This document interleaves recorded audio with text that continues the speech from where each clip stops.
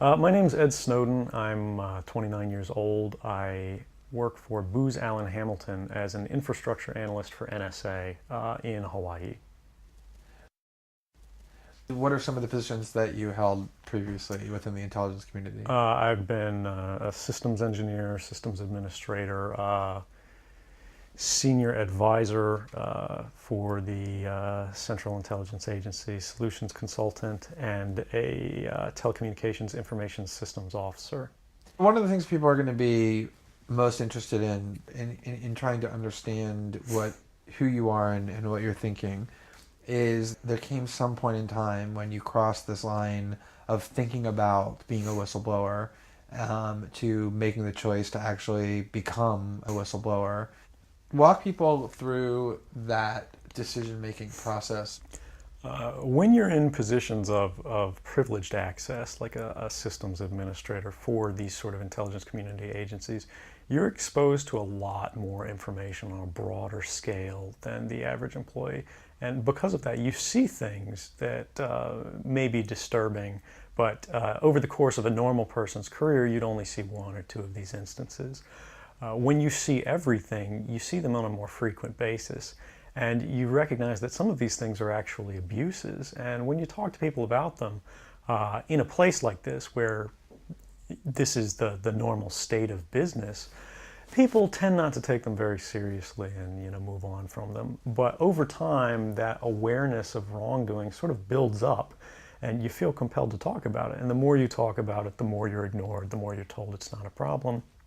Until eventually you realize that these things need to be determined by the public, not by somebody who is simply hired by the government. Talk a little bit about how the American surveillance state actually functions. Does it target the actions of Americans?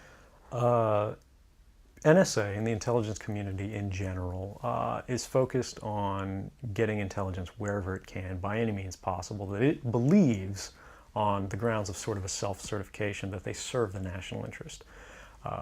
Originally, we saw that focus very narrowly tailored as foreign intelligence gathered overseas. Now, increasingly, we see that it's happening domestically. And to do that, the NSA specifically, targets the communications of everyone. It ingests them by default.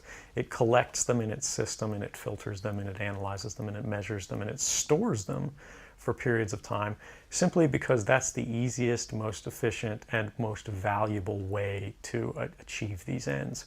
So while they may be intending to target someone associated with a foreign government or someone that they suspect of terrorism, they're collecting your communications to do so. Any analyst at any time can target anyone, any selector anywhere.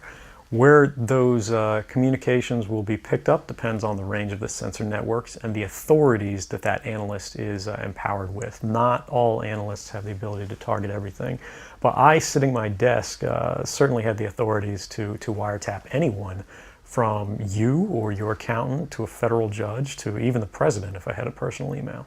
One of the extraordinary parts about this episode is that usually whistleblowers do what they do anonymously and take steps to remain anonymous for as long as they can, which they hope often is forever. You, on the other hand, have decided to do the opposite, which is to declare yourself openly as the person behind these disclosures. Why did you choose to do that? I think that the public is owed an explanation of the motivations behind the people who make these disclosures that are outside of the democratic model. When you are subverting the power of government, that's a fundamentally dangerous thing to democracy.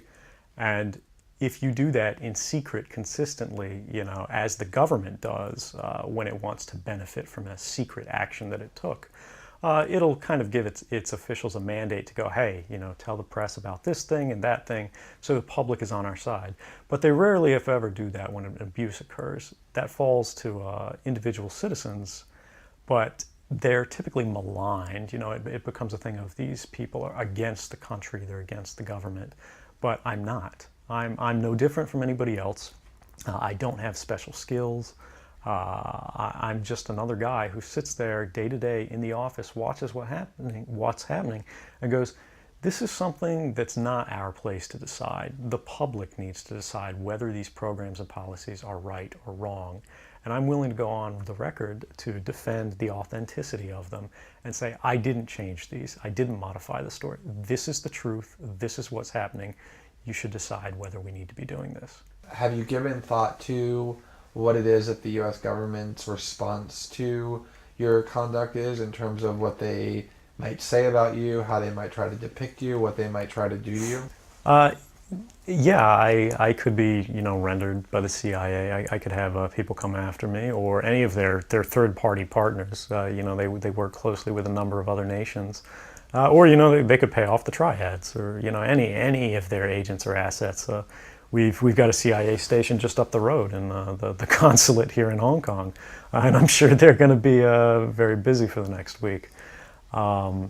And that's a fear I'll live under for the rest of my life, however long that happens to be. You can't come forward against the world's most powerful intelligence agencies and be completely free from risk, because they're such powerful adversaries that no one can meaningfully oppose them.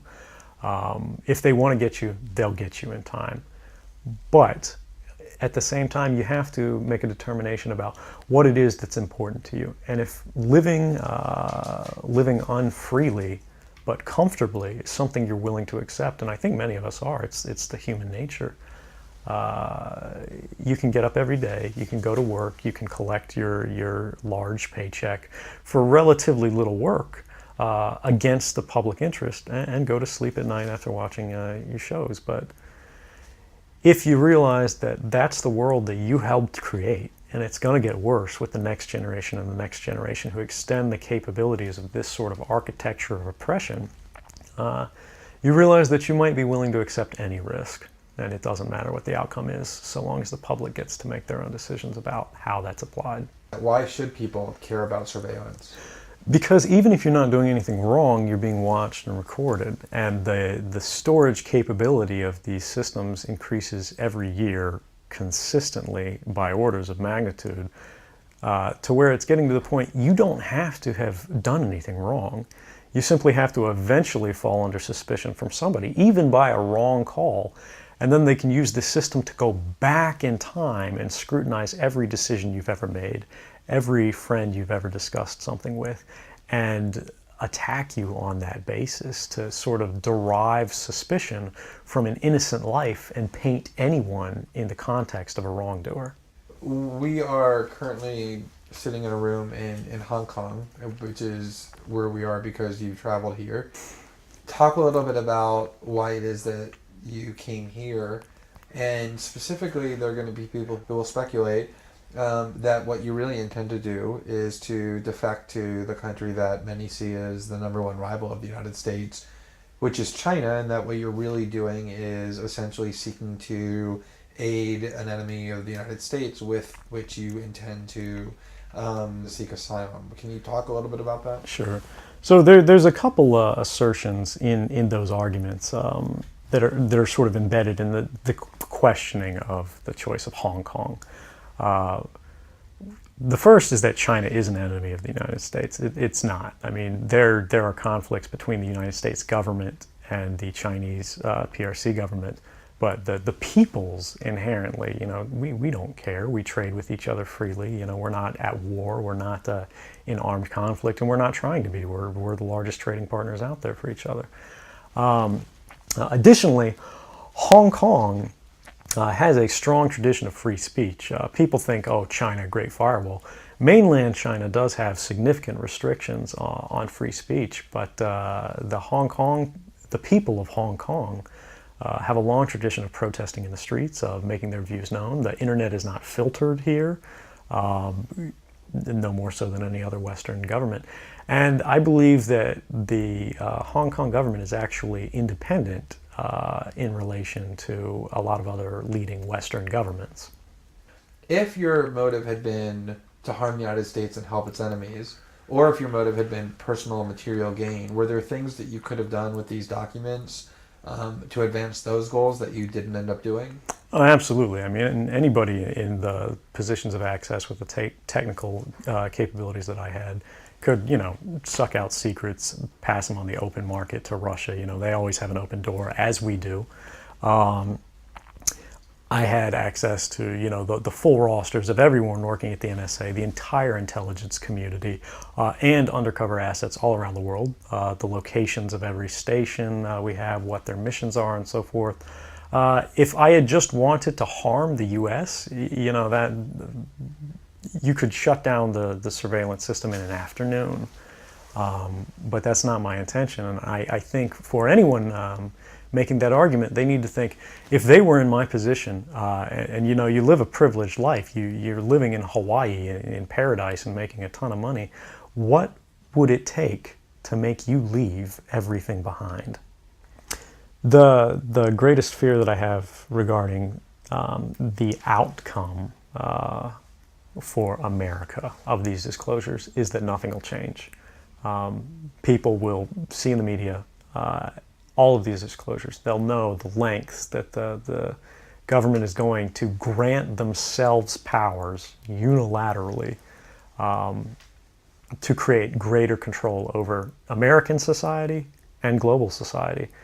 But they won't be willing to take the risks necessarily to stand up and fight to change things, to force their representatives to actually take a stand in their interests. And the months ahead, the years ahead, it's only going to get worse until eventually there will be a time where policies will change, because the only thing that restricts the activities of the surveillance state are policy. Even our agreements with other sovereign governments, we consider that to be a stipulation of policy rather than a stipulation of law. And because of that, a new leader will be elected. They'll flip the switch, say that because of the crisis, because of the dangers that we face in the world, some new and unpredicted threat, we need more authority, we need more power, and there will be nothing the people can do at that point to oppose it, and it'll be turnkey tyranny.